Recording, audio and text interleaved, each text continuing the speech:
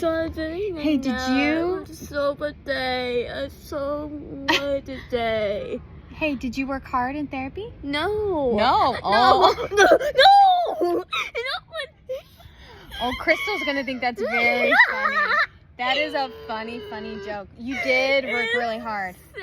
No. Yeah. Can we talk about what we're focusing on in therapy and share with our friends? No. No. Oh my goodness. No way.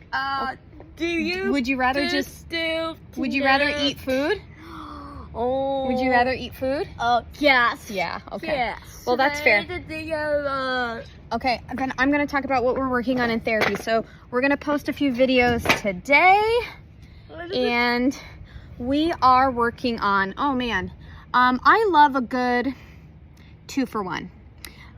Shopping and when it comes to therapy and goals, right? I don't know. Kaelyn, can I share some information? So Swim Lab, when you sign up for an intensive, you are doing 2 aquatic sessions, 1 on land. So again, our schedule today, I actually really like today. I like getting up kind of early. I always have, part rooster. But we had our land session first, and then we hopped in the water. So we're eating again. I know. Kind of weird to eat lunch at 11, but like we've been up so early, so and then we'll probably have a little appetizer snack when we're all done, and then eat dinner a little later. The time, I'm still adjusting to just our time change. It's not even necessarily jet lag, but like I was up until, I don't know, midnight, which is, again, I never go to bed at 10 o'clock in Colorado, but either way, so you do land sessions, aquatic sessions, and you're doing similar, not really similar exercises per se, but you're working on, for us, the same muscle groups, and just a variety of exercises, right? Just to see which one we can get the most function out of for Kaelyn. She's got a lot of things that are tricky.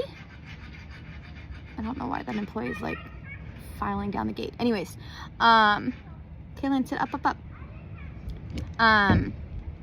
So Kaelyn, we are focusing a lot on Kaelyn's posture and alignment, and just kind of going through some of the things where we get a little bit stuck at home or with weekly type therapies. Is those are usually the things that I bring to intensives, right? Is, I don't want to call it a rut, but we are getting a lot more repetition, and of course, you know, we're doing 3 hours of therapy a day, and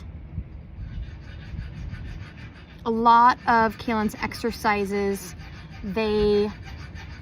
we are focusing on kind of like upper strength. Yeah. At the same time, I mean, she's got really strong legs, so she's getting a lot of work in there as well, just extension across the board. We need more leg extension to work on some of the other things, or to get the alignment that we really want. So as the volume is up, you can kind of hear Crystal explain what she's looking for in the water with her body posture, but you should also see similarities to what we're hoping to get on land. And it's just, everything is easier in the water for Kaelyn. She's more relaxed. Yeah. Her range looks better, and I think that's the piece that we knew, because we do aquatic therapy at home. So it's really good. It's really good to see Kaelyn's body start relaxing as she gets more comfortable, you know, with Crystal in the water, like all the things. And yeah, so stay tuned. We're going to share some stuff, but Kaelyn's body is already looking better from yesterday, which, you know, those are the types of things that we do expect, because, like, you know, things are starting to click. And what I really like to see, and I know that it's tricky with therapists, especially if you have a limited time with a child, is figuring out the best way to communicate with them, especially for kiddos that Kaelyn is Kaelyn has a complicated body, of course, but also her language is complicated, and it's a lot of what we share is, you know, the oh my gods and all the gossip and all the things, like very typical things that you would expect to hear from a teenager. Like she's definitely got a lot of that, but there's also things where it's like, okay, well, yeah, we're gonna have to repeat instructions, and we're gonna have to find different ways to explain things to Kaelyn that help it click for her. And that part I'm getting really excited about as well, because I know how well she can follow instructions, but I also have, call them a lot of tools in my toolbox, right? Is when I'm communicating with Kaelyn, is I know when to pivot, I know when to re-explain, I know when she just needs a little bit more time to process all of that. And I also want to let that learning curve happen a bit organically with different therapists. But when we're at an intensive, like, you know, my nature is to just jump in and to answer on behalf of Kaelyn, and I'm really working on that because she does have a voice. And so there's going to be a little bit of that, all of that in the videos, and we want to share a, you know, kind of a realistic perspective of what it looks like for a kiddo that doesn't have all of the language that is very easily understood right out of the gates. And I will say that I do think, because Kaelyn is just like everybody be my friend. She's very, very social. Like, she is very quick to form connections, but that doesn't always necessarily translate to do both parties understand each other, right? And I think that's the thing that so far in just a couple days, like Kaelyn is clicking. She's clicking with Crystal, and they're having a good time. And you know, this week is quite the girl gang, which is so funny that she just really loves when it's a girl group, because she is such a daddy's girl, man. She definitely prefers Brendan to me, especially when it comes to help. But yeah, so those are some of the things that I think I have found so interesting just right out of the gate, is like she's like figuring it out, and I'm trying to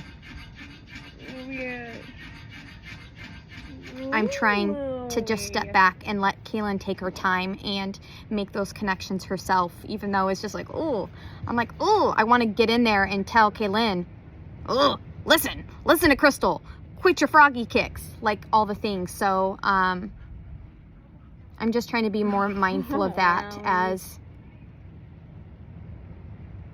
we push for her to use more language. Is we also have to push ourselves as well to fight for that understanding and to fill in some of those gaps without taking over for Kaelyn. And this is a really, really great opportunity where she's in an environment where she is safe. There is no need. There's no need for me to just jump in, answer for her, and really kind of interrupt what she's working on building with Crystal. And I think that it's really hard for me, but when you can let that piece go, and it's pretty cool to see. And you know, it also strengthens the therapist as well, because not all kids communicate the same, obviously, and not all kids have the same level of body awareness. And that's a really, really big thing for Kaelyn, is protective responses is really, really important to us, because we want her to be able to stay safe, and we want her to have function and independence and all of that. So we have to find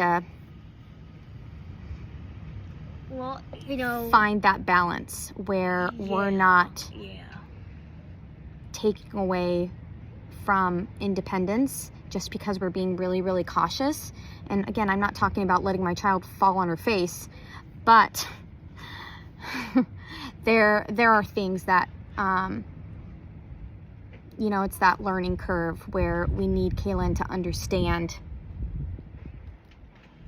what happens if you don't use your arms when you're transferring and things like that. And the more range and the more extension that we get out of her arms especially is going to make those types of goals that much easier and significantly less frustrating for Kaelyn. So that's kind of my 2 cents for the day, and brought a little Colorado with us. So always gonna try, we're gonna check out a surf shop that's not too far from here and look and see if we can find Kaelyn some better water shoes. But if you have like water shoes, and we have tried like 4 different kinds from you know, Target and the things like that, is my kiddo flexes her foot like this, so she is getting skin breakdown right on that ankle, which is really tough because our AFO fixes that for us. But we did not bring her old AFOs, and I've wanted to try that in the water of using her old AFOs to fix that foot position on some exercises, but we did not bring her old AFOs here. And we have now tried 3 different water shoes, and we don't want her to scrape up her feet on the bottom of the pool, and she can reach. So yeah, send me recommendations. But this is a long-winded, as we're waiting for lunch, brunch, I guess, of what we're working on, things that we're noticing. And with Kaelyn, anytime we do an intensive, there's a lot of things that I notice, whether you consider them gains or improvements, or just for us, it's a lot of connecting the dots for her, because she just, again, keeping up with Kaelyn is her body needs so much movement. And when those needs are met, on top of that, very sensory seeking, I wish I could just spin her around like a helicopter, because man, oh man, she just can't get enough. Oh, she's looking kind of tired. We're gonna lay down after this once we get our sandwich. Do you want to take it back to the room? Yeah? Okay. I'll let him know when he brings it out here. Well, so I will I will talk with the travel and yeah, we can take it up to the room, girl, if you want to stretch out a little bit. We see a lot of, sometimes it's not even new words, sometimes it's new words, especially when she's around other kiddos, and our other therapy friends are they're so cute, showing Kaelyn what it should look like. This is really exciting because Kaelyn gets real fired up about that. But